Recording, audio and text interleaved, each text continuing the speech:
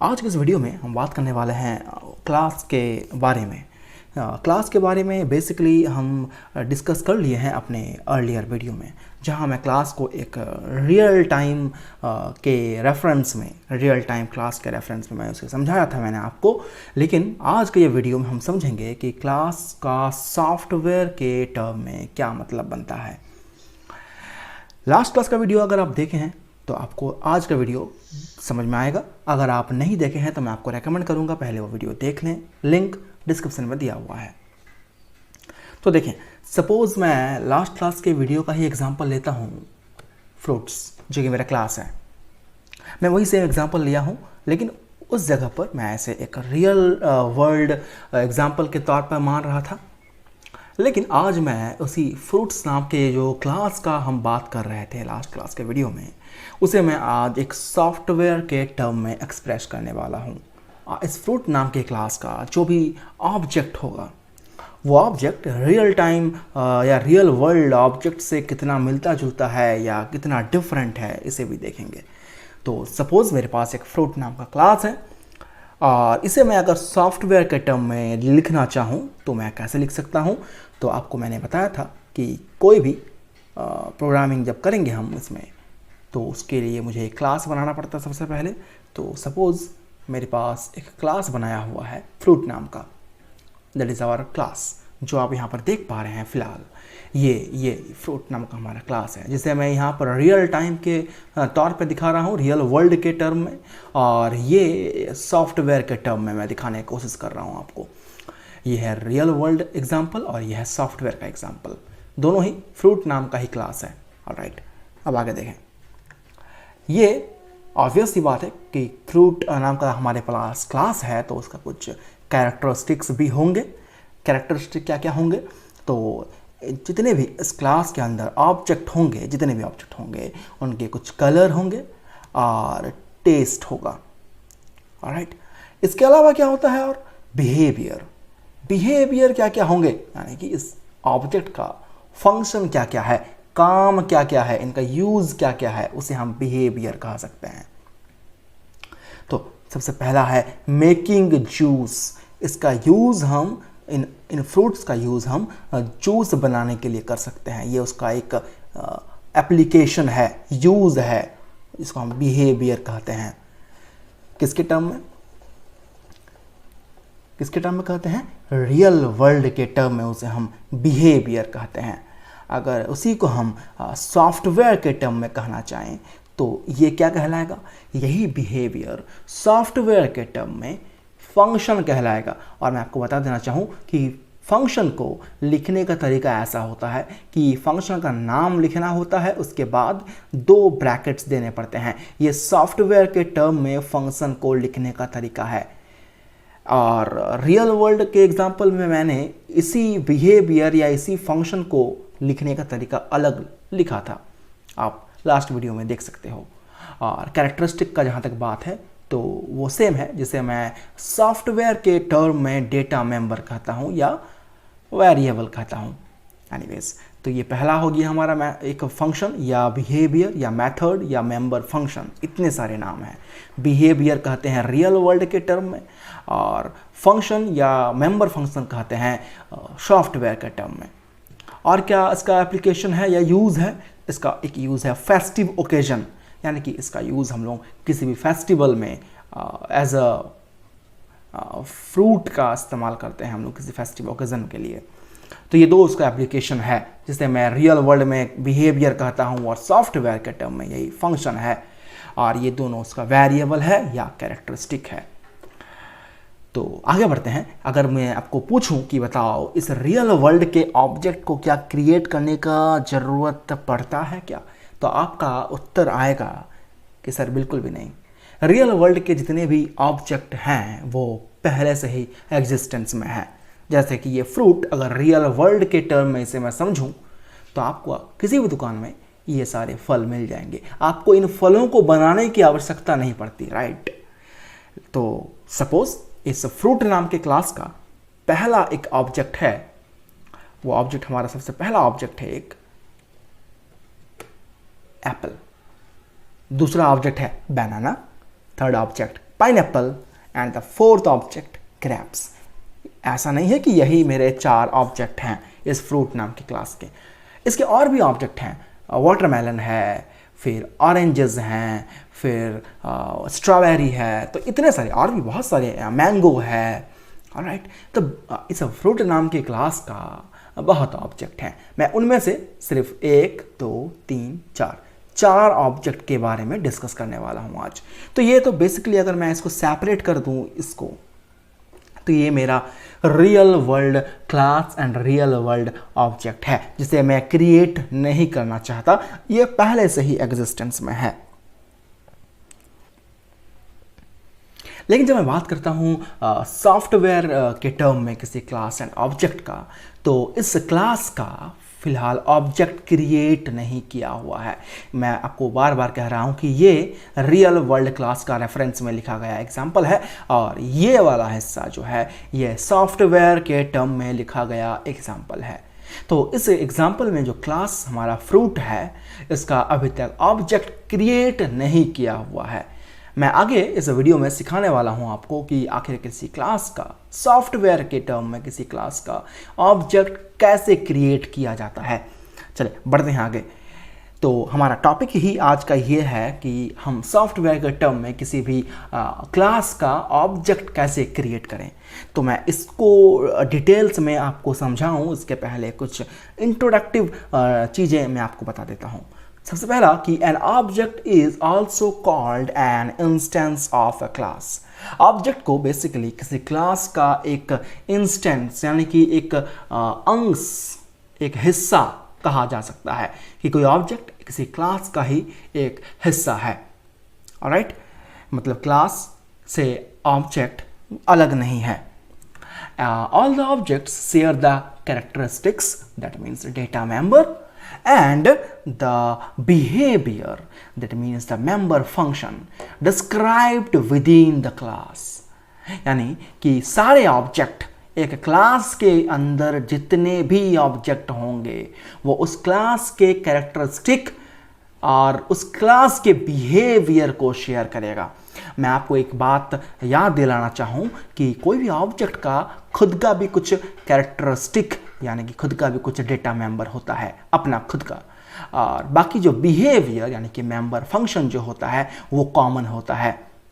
ठीक है, but the characteristic और data member are unique for each object. मैं अभी आपको फिलहाल यही बोल रहा था कि जितने भी हमारे पास ऑब्जेक्ट होते हैं उनके जो कैरेक्टरिस्टिक्स हैं यानी कि डेटा मेंबर जो है वो यूनिक होते हैं, लेकिन उनके जो बिहेवियर होते हैं यानी कि मेंबर फंक्शन जो होता है वो डेफिनेटली सेम होता है हर एक ऑब्जेक्ट का, किसी भी क्लास के अंदर डिक्लेयर किया हुआ हर एक ऑब्जेक्ट का। ठीक है, और क्या है, आज हम लोग जो अपना मेन एक टॉपिक डिस्कस करने वाले हैं वो हमारा है कि how to create an object of a class. तो उसके लिए कुछ सिंटैक्स होता है। What is the meaning of syntax? देखिए, ग्रामर में आप जब भी कोई टेंस पढ़ते हैं तो वहाँ आपको टीचर कुछ स्ट्रक्चर या कुछ सिंटैक्स लिखाता है, subject plus V1 V5 plus object और subject plus is MR plus V4 plus object, इस तरह का कुछ एक स्ट्रक्चर, इसे हम सिंटैक्स कहते हैं, वो लिखाता है। बेसिकली वो एक लिखने का तरीका जिसे हम लोग सिंटैक्स कहते हैं, किसी भी चीज़ को लिखने का तरीका ही सिंटैक्स कहलाता है। तो ऑब्जेक्ट को भी क्रिएट करने का जो तरीका है उसे मैं सिंटैक्स कह रहा हूं। तो चलें देख लेते हैं कि उसका तरीका क्या है किसी भी ऑब्जेक्ट को क्रिएट करने का। तो उसके लिए आपको सबसे पहले क्लास का नाम लिखना होगा कि जिस क्लास का आप ऑब्जेक्ट क्रिएट कर रहे हो उस क्लास का नाम, फिर स्पेस, यहाँ बीच में आएगा स्पेस, बीच में डेफिनेटली स्पेस होगा, और उसके बाद होगा उस ऑब्जेक्ट का नाम जिसका आप क्रिएशन करने वाले हो उस क्लास के लिए, और फिर इज इक्वल टू देना है आपको। और ये इक्वल टू देने के बाद ये जो ऑपरेटर दिख रहा है आपको, जिसे मैं न्यू ऑपरेटर कहता हूं, ये एक न्यू इज अ ऑपरेटर, इसका काम क्या है मैं आपको बताऊंगा। और न्यू ऑपरेटर के बाद अगेन उस क्लास का नाम जिस क्लास का आप ऑब्जेक्ट क्रिएट कर रहे हो, और उसके बाद ये ब्रैकेट और लास्ट में semicolon. So it is the syntax, it is the format of creating an object of a given class. मैं इसे एक एग्जांपल से समझने का कोशिश करता हूँ। देखें तो मेरा जो पिछले वाले स्लाइड में अगर मैं देखूं तो मेरे पास एक क्लास था, उस क्लास का नाम क्या था? उस क्लास का नाम फ्रूट था। तो रियल वर्ल्ड के एग्जाम्पल में मैंने आपको दिखाया आज ही के इस वीडियो में कि उस फ्रूट नाम के रियल वर्ल्ड क्लास का ऑब्जेक्ट में एक एक करके आ रहा था आपके सामने। एप्पल आया था, फिर बनाना, फिर पाइनएप्पल, फिर क्रैप्स। तो वो क्रिएट नहीं करना पड़ा, लेकिन सॉफ्टवेयर के टर्म में क्रिएट करना पड़ेगा। कैसे करेंगे क्रिएट? देखें, जैसे सबसे पहला लिखा हुआ है क्लास का नाम। तो देखो मैंने क्लास का नाम लिखा है, क्लास मेरा फ्रूट्स था। और फिर ऑब्जेक्ट का नाम, तो ऑब्जेक्ट सबसे पहला मेरा ऑब्जेक्ट था एप्पल, तो मैंने उसका नाम लिख दिया। Is equal to new is a operator and again the class name with double bracket. Basically इन ब्रैकेट्स को हम कहते हैं पैरेंथेसिस। इन ब्रैकेट्स को कहा जाता है पैरेंथेसिस कहा जाता है। इन ब्रैकेट्स को कहा जाता है पैरेंथेसिस। PARENTHESIS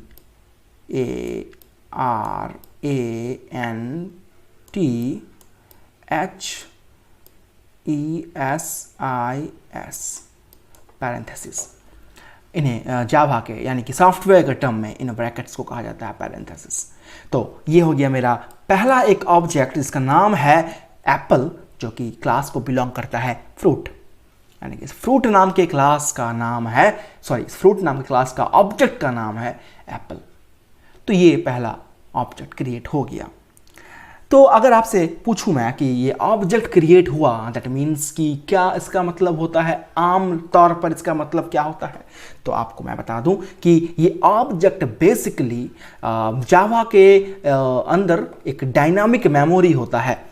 यानी कि कुछ मेमोरी स्पेस एलोकेट होते हैं जावा में, जो उस मेमोरी से एक छोटा सा हिस्सा सेपरेट हो करके यूज हो गया एक अलग मेमोरी के फॉर्म में, जिसका नाम हो गया एप्पल। फॉर एग्जांपल, आप अपने मेमोरी कार्ड में जब सपोज कर लो कि आप कुछ फोल्डर क्रिएट करते हो, हाँ फोल्डर, जैसे कि मान लीजिए आप अपना फोल्डर क्रिएट किए हो, न्यू फोल्डर, तो आपके उस मेमोरी कार्ड का सपोज 32 GB का मेमोरी कार्ड है, तो उसमें वो जो न्यू फोल्डर है वो कुछ मेमोरी उस 32 GB में से ऑक्यूपाई कर लेता है।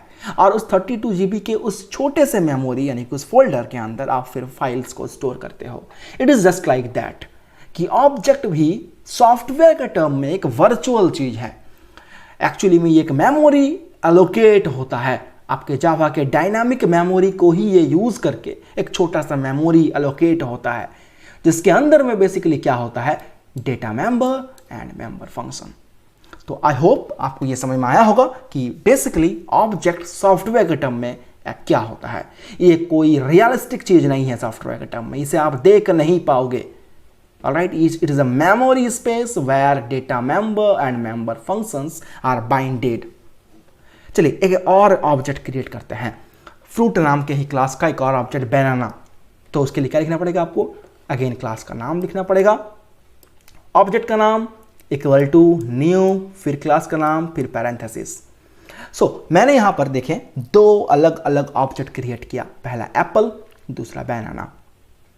ऑलराइट, और यहां हम एक बात देख सकते हैं कि each object of class fruit will have different characteristic but common behavior as defined within the class fruit। और वो जो common behavior होगा वो कौन सा behavior को bear करेगा, वो कौन सा behavior ऐसा होगा common behavior जिसे ऑब्जेक्ट रिप्रेजेंट करेगा, वो वही बिहेवियर है जो कि इस फ्रूट नाम के क्लास के अंदर डिफाइन किया हुआ है। इसे अगर मैं आम भाषा में कहना चाहूँ तो इस फ्रूट नाम के क्लास के अंदर अगर मैंने टेस्ट और कलर दो अलग अलग कैरेक्टरिस्टिक्स का यूज़ किया है तो वो हर एक ऑब्जेक्ट का डिफरेंट होगा। जैसे एप्पल का कलर रेड होगा, बनाना का कलर येलो होगा। एप्पल का टेस्ट डिफरेंट है, बनाना का टेस्ट डिफरेंट है, तो मैं कह सकता हूं ना कि एप्पल नाम का जो ऑब्जेक्ट है उसका कैरेक्टरिस्टिक डिफरेंट हुआ, बनाना नाम का जो ऑब्जेक्ट है उसका कैरेक्टरिस्टिक डिफरेंट हुआ। लेकिन मैं कह सकता हूं कि उसका बिहेवियर कॉमन है। कैसे? एप्पल का यूज़ हम लोग करते हैं फेस्टिव ओकेजन के लिए, और बनाना का भी यूज़ करते हैं फेस्टिव ओकेजन के लिए। एप्पल का यूज़ करते हैं हम जूस बनाने के लिए, और बनाना का भी हम लोग जूस बना सकते हैं अगर चाहे तो, राइट। और क्या होगा, इसका यूज़ हम लोग बहुत तरीके से कर सकते हैं, और इसका भी यूज़ कर सकते हैं ब्रेकफास्ट में, दोनों का यूज़ कर सकते हैं हम लोग एज अ ब्रेकफास्ट करने के लिए। एनीवेज, बिहेवियर बहुत सारे होंगे जो दोनों में कॉमन होगा, बट कैरेक्टरिस्टिक डिफरेंट होगा। मैं आपको एग्जाम्पल के साथ बता दिया, आई होप आपको समझ में आया होगा। चले आगे बढ़ते हैं। डिक्लेरेशन, इंस्टेंशिएशन एंड न्यू, ये 3 अलग अलग मुद्दा आज हम लोग बात करेंगे, बहुत इंपॉर्टेंट है। देखो, ये डिक्लेरेशन, इंस्टेंशिएशन एंड न्यू ये कोई नया वर्ड नहीं है। ये जो मैंने थोड़ा देर पहले आपको एक एग्जाम्पल दिया था, जिसमें आपको एक फ्रूट नाम के क्लास का ऑब्जेक्ट बनाना सिखाया मैंने, वहाँ पर 3 चीज़ें हुई बेसिकली। देखने जाओगे आप तो वहाँ पर 3 चीज़ें हुई हैं, अगर आप थोड़ा सोचोगे उसको तो। क्या? पहला डिक्लेरेशन हुआ है, दूसरा इंस्टेंशिएशन हुआ है, तीसरा न्यू ऑपरेटर का यूज़ हुआ है। आप बोलोगे सर कहाँ कहाँ ऐसा हुआ? तो मैं आपको बता दूं, डिक्लेरेशन का मतलब होता है it uses class as a data type along with an object. मतलब क्या है इसका? मतलब समझने के लिए हमें जाना होगा पिछले वाले स्लाइड में। तो चलते हैं अपने पिछले स्लाइड में। तो देखें, यहाँ पर हमने जो एप्पल नाम का ऑब्जेक्ट क्रिएट किया है, उसके आगे में लिखा हुआ जो ये क्लास है, ये क्लास का ऑब्जेक्ट एप्पल है, ऐसा मैंने डिक्लेयर किया है। तो यहाँ पर ये एप्पल एज अ वेरिएबल का काम कर रहा है, और ये fruit as a data type का काम कर रहा है। अब आपके मन में 2 सवाल आ रहे होंगे कि सर वेरिएबल क्या है और सर ये डेटा टाइप क्या है। थोड़ा सा पेशेंस रखें, मैं आने वाले वीडियोस में आपको जरूर क्लियर करूंगा, और फिर से इसी एग्जांपल का रेफरेंस देते हुए आपको समझाऊंगा।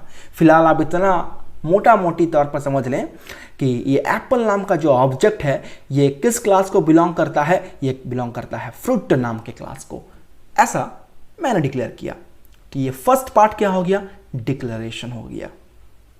बात समझ में आया? उसके बाद हम इस एप्पल नाम का जो ऑब्जेक्ट है उसमें कुछ इंस्टेंशिएशन कर रहे हैं। What is the meaning of instantiation? Have a look.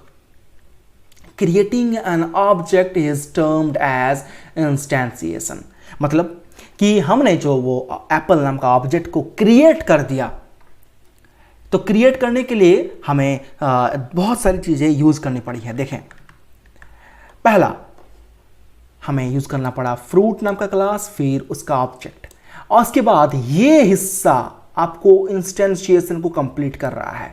यानी कि आपका ये पूरा जो चीज़ लिखा हुआ है, fruits apple equal to new fruits bracket, ये पूरा जो स्टेटमेंट है, ये आपको एप्पल नाम का ऑब्जेक्ट क्रिएट करने में मदद कर रहा है।